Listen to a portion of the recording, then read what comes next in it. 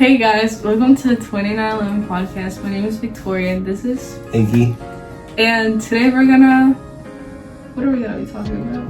We're gonna be talking about where to start in the Bible, and Yeah. we get started. Yeah.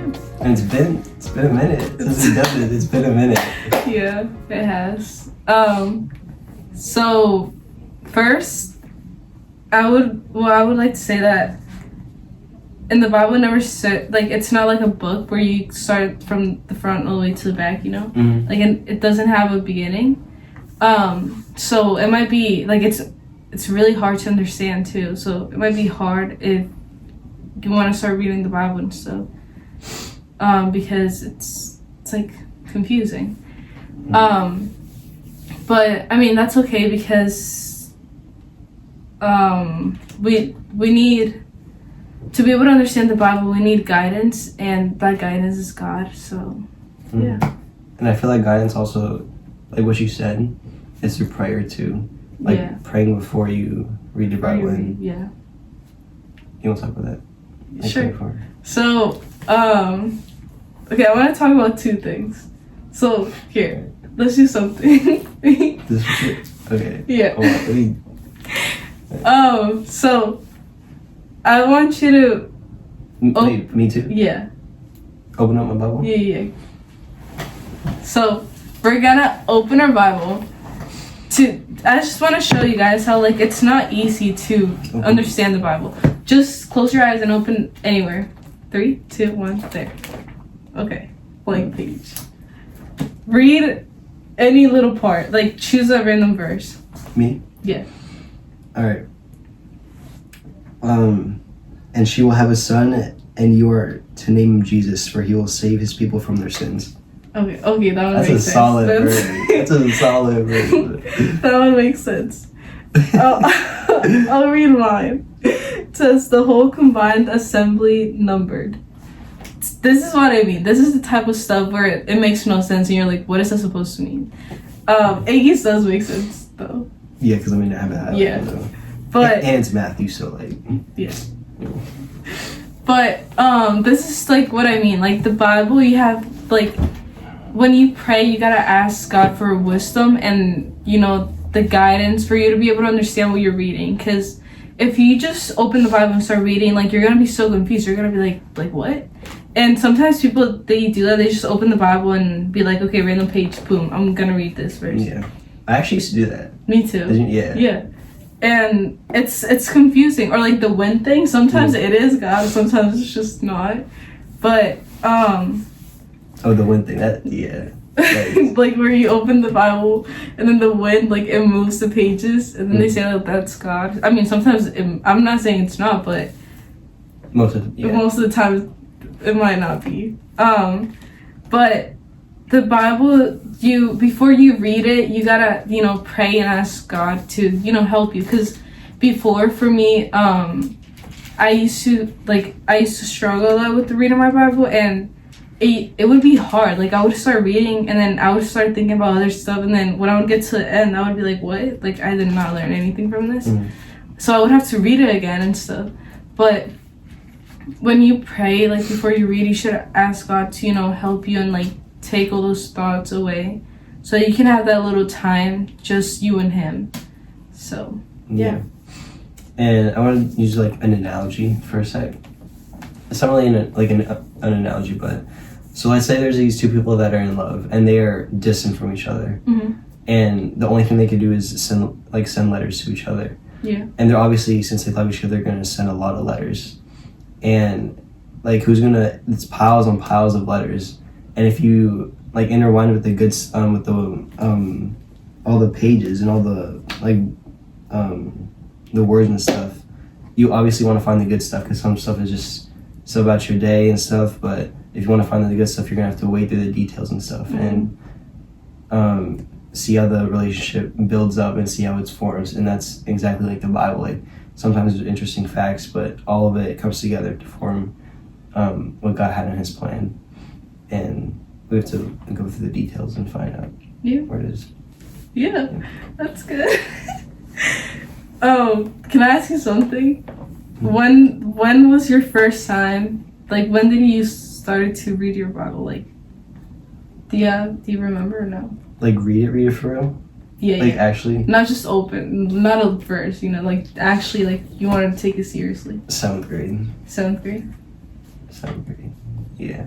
Okay. Because that's when, my life started changing. It makes sense, so.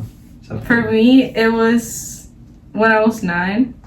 Hey. But, yeah. But like, if you ask me, I actually, like, learned a lot. I remember my favorite thing to talk to people about was what was the shortest verse in the Bible, and I forgot. I don't even know now. But the shortest verse. It says like Jesus cried or something. Oh, like Jesus wept. Yeah. That's it. That's the shortest verse in the whole Bible, and I would like tell people about it. But yeah, I started reading it when I was 9. I don't remember what books I read because I really don't remember what I read. But and like. That's the cool thing about it, like, it's different for everyone. Like, it's okay if I start reading it before you, because, I mean, we all learn things, like, at different pace, you know? Yeah. But, I feel like God did give me that wisdom when I was 9 to read it, because I would actually, like, understand a lot. I mean, I don't remember what I read, but I know I did understand a lot. And, yeah. And I feel... for everyone, but also for me, like events long ago in the Bible, they don't really seem relevant to us today. Mm-hmm. So then we just like kind of bypass it. Yeah. But if we want, and our goal is to understand, oh my gosh, what to say? But if our goal is to understand, and find a relationship, then between God and His people, then from Adam to Jesus, then those details like are essential. Because just because it's not this big story, the little details still are important, and Yeah. And new Christians typically want the good stuff when they first start reading the Bible to like hook them in. Because if you're in something new and like you want to keep on going and keep it consistent, you obviously would want to start with something good that's gonna keep you in and want to keep going. Mm-hmm. And now we're gonna start talking about actual books in the Bible and start. Yes. We're gonna start talking about how to wait. Yes, this is the best part. So I would recommend this is what I recommend everyone who asks me about start reading the Bible. Start with the Gospels, which are Matthew, Mark, Luke, and John. Those 4 are literally, I personally love them because they talk, it's like different perspectives of the life, of Jesus' life. Yeah. And they're just really easy to understand, and I feel like you can get to know Jesus better if you don't really know who He is as a person, or who He was as a person. Still is, but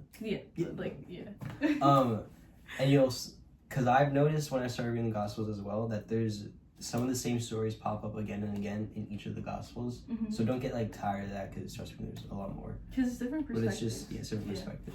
Yeah. So it's interesting. But yeah, I recommend those 4 books because getting to know who Jesus is like our first priority. Yeah.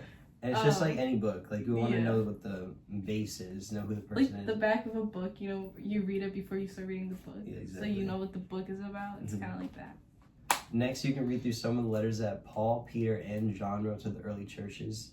And most of the New Testament letters were written by Paul himself to guide those first believers that were coming into the faith. Yeah. If you also, I love Proverbs.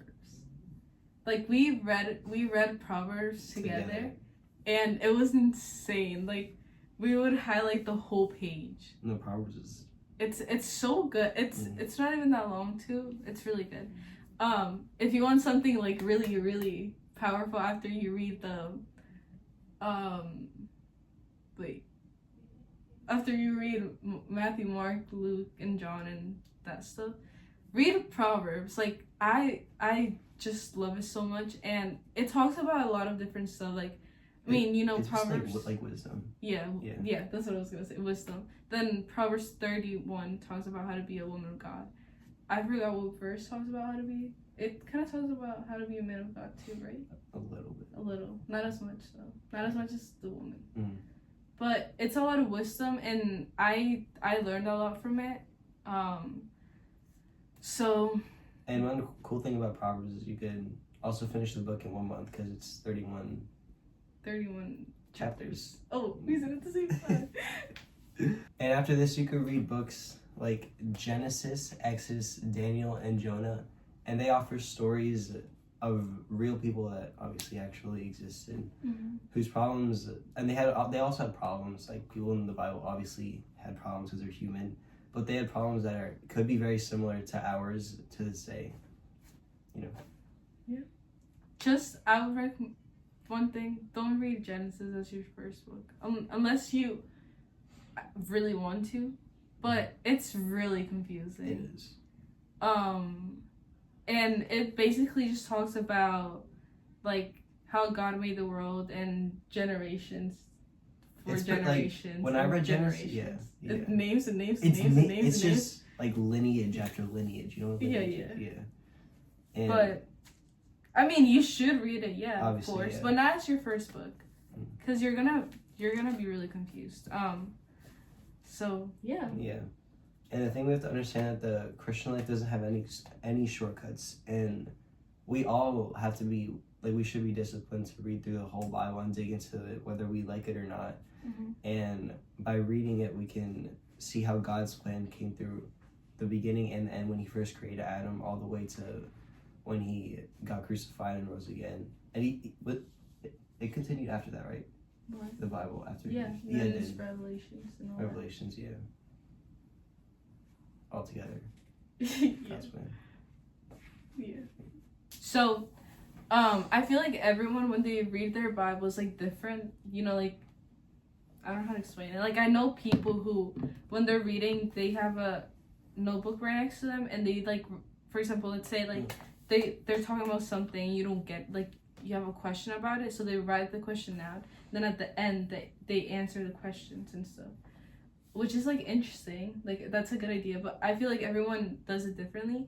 I like, the thing that makes me like read more. I love decorating. Like, if you know me, like in school, show them your Bible.